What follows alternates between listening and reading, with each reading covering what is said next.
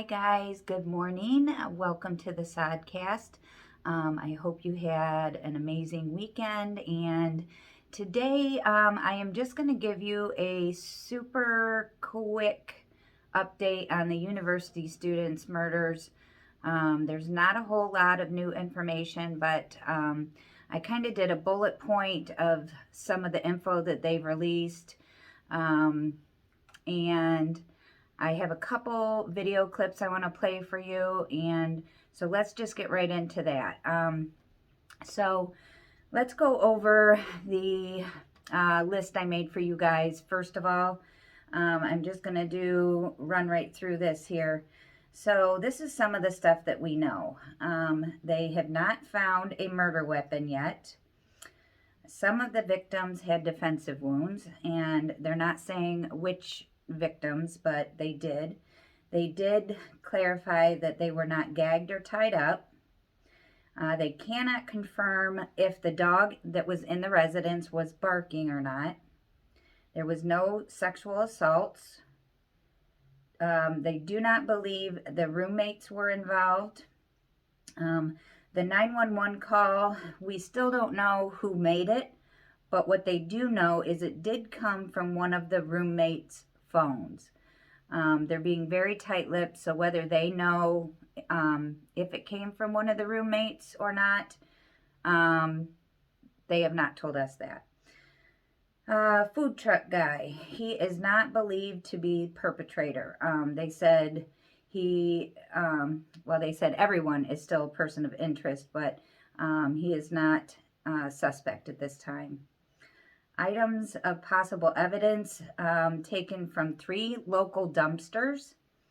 They sent off 113 items of evidence to the lab for analysis. They said they've had over 1,000 tips. They put up an FBI link, and they had over 260 video and photos submitted. They were requesting anybody who had anything during those couple days, the 12th and 13th. They also said that they have interviewed over 150 people, and like I already said, they do not have any suspects at this time. They still believe that it is targeted, but they're not saying who.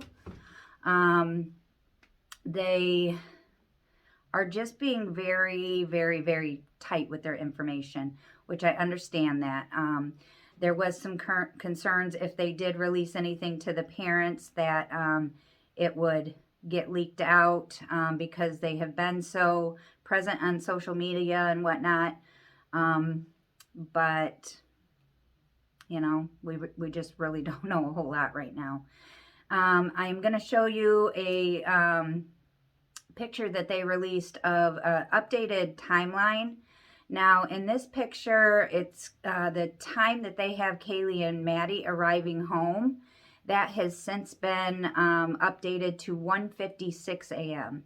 And we don't know exactly how this has been confirmed, but I know that Olivia, Kaylee's sister, is saying that she was upset with the first timeline, saying that they arrived home at 1:45 because she said she knew her sister didn't get home until 1:56. So that's where that came from. How Olivia knows that, I don't know. Also, Olivia, in one of her interviews, debunked the idea that Kaylee had a stalker. The police say they are still looking into that, but have not found any evidence of that, but they're not done investigating it. Okay, now I am going to play a clip for you. It's 5 minutes, 13 seconds long of an interview that Kaylee's dad did with Fox News. And I just thought it was really interesting. He talks about the timeline a lot. He talks about how he's got a couple private investigators, and he said they have learned new information, and he called the police to see if he could release that to the public, and the cops told him no, keep it. So he's saying in this interview that he knows stuff that he's not allowed to talk about. And then I'm going to play that for you. All this, father of Kaylee Gonzalez. Sir, thank you so much for joining me tonight. We continue to grieve with you and your family, and we're hoping to get answers for you. Sir, when was the last time you talked with law enforcement about the case? Well, we just had a vacation. Law enforcement told me that they were going to drop off a little bit and not to expect the same type of communication that I had gotten before. They passed it on to another person. So basically, long story short, it was Wednesday, 5 p.m. was the last time that they reached out to me. So, yeah, that's rough. Sir, what are they telling you? They're kind of just telling me that they can't tell me much, which is frustrating to me because I've been very trustworthy. I do know things. I haven't shared things. We're the same family that found the original timeline. We're the same family that broke into the phones. We tried everything in our ability to try to get into this system because a court order is not the fastest thing. So we broke in and we did what we did. We know that we have some family passwords that we all share. So we broke in and we helped them. So it's hard for me to give up as a father my protective ability to other men. Sir, they have shared with us that it was a targeted attack. Can you give us any information about that? Have they told you who the target was or given you more insight than they have the public? I don't want to talk bad about them because these are some hard-working individuals, and I'm doomed without them. We're all doomed without them. This defund police is just a terrible idea.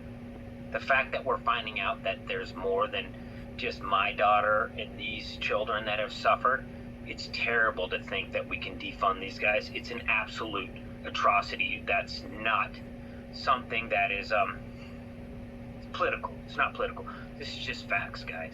We can't allow these people to just run free. So beyond that, they haven't shared a lot. We have some private detectives that have reached out to us and given us information. We take that with a grain of salt and we try to be careful. Just today, I reached out to the officers and said, hey,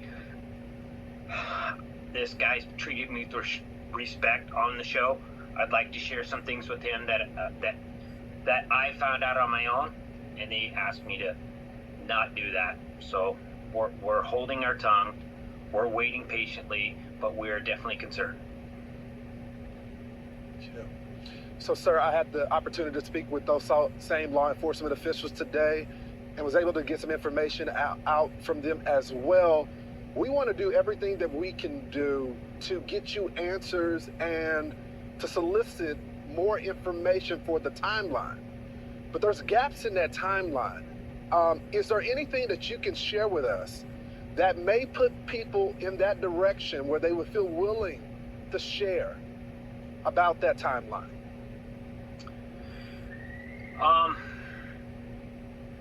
I've heard a little bit of feedback on this that people are nervous about the timeline. I'm going to tell you guys that there's so much attention on this. If you can share your information, if you can post it, I mean, it's the internet. You can do these things anonymously. Go forward. You don't have, and for those people who are afraid, like maybe I was intoxicated or I'm underage, that's not what they care about, guys. They're not looking at that. That is not going to happen.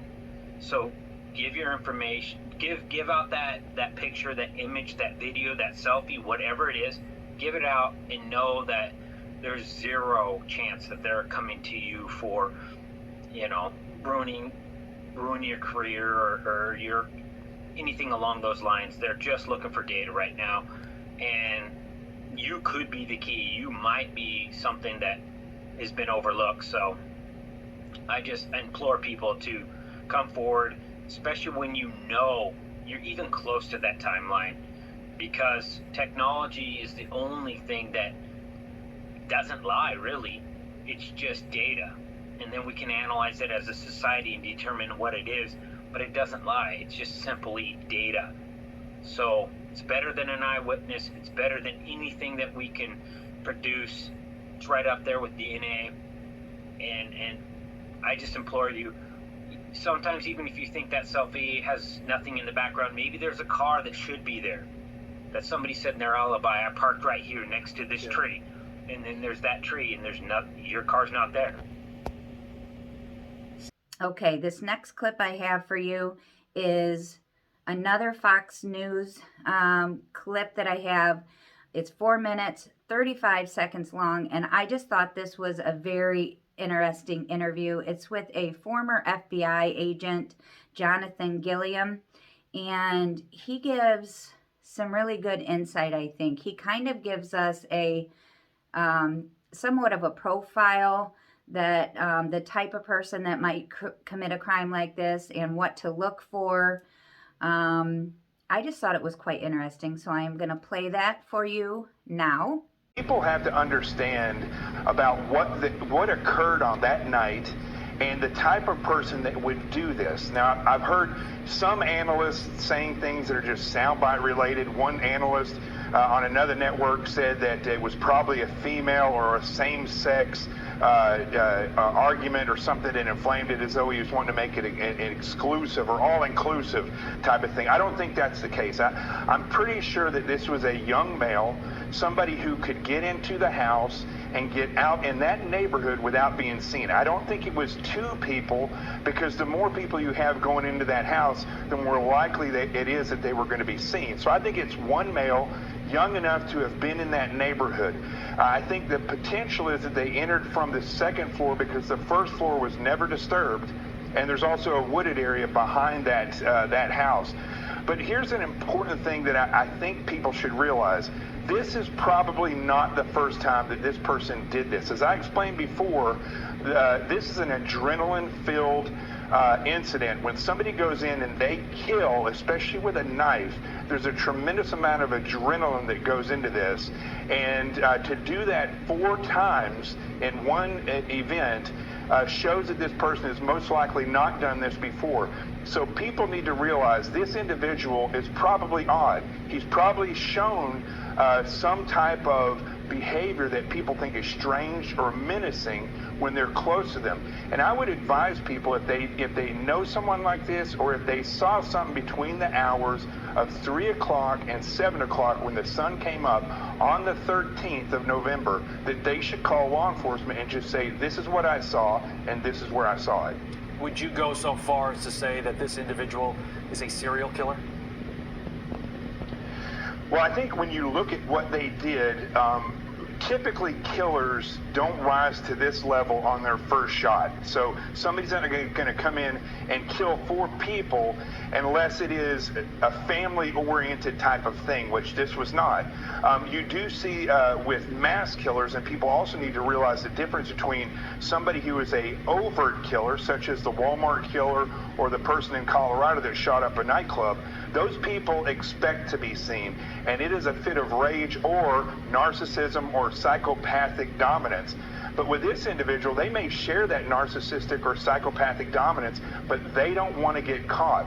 And so I think what we see here is something that was an escalation, where this person has probably done something violent before, potentially killing before, because remember, rapists don't start off killing, and killers don't necessarily rape. So you need to realize that this was probably an escalation, and people might have identified somebody before, again, within, I would say, at least a 3-hour travel distance to Moscow, Idaho, that this person probably lives. Jonathan, a lot of the people who have spoken out about this case in terms of law enforcement are making statements that are leading people to believe that they do know more than what they're releasing to the public.